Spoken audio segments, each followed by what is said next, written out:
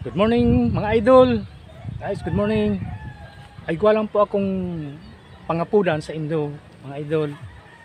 Kung si man po sa Indo ang may mga amigo, may mga amiga na may atama na ikos, na ang mga ikos na yan gusto nilang patukduan, gusto nilang ipatrain. Gusto ko pong sabihin sa Indo na ako po nagtutukdo sa mga ikos, nagtitrain po ako sa mga ikos. Iyan po ang sakuyang kaaraman. Mala po nga nita si samuyang ikos sa harong, tulong bisis ko lang pong tinukdoan, nakanood tulos. Araw po yang gani. Si ikos mi nag-udo duman sa sirong kang lamisa. Pakahiling ko,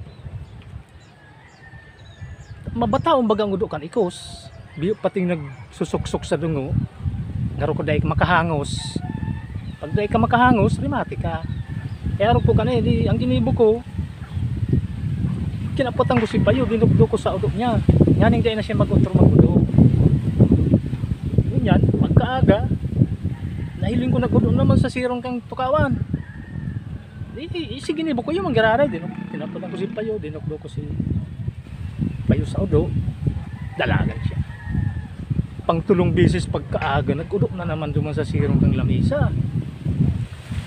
Pakahiling sa kuya, mga idol.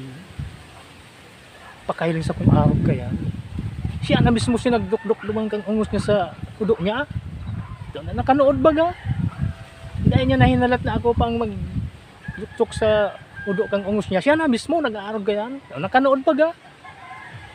Punkad to. Araw na katong pirmi ang ginigibo niya. Pag maudo siya, idudukduk niya ng ungos niya sa udo niya. Yan po ang sakuyang kaaraman. Pagtukdo sa mga ikos. Salamat po.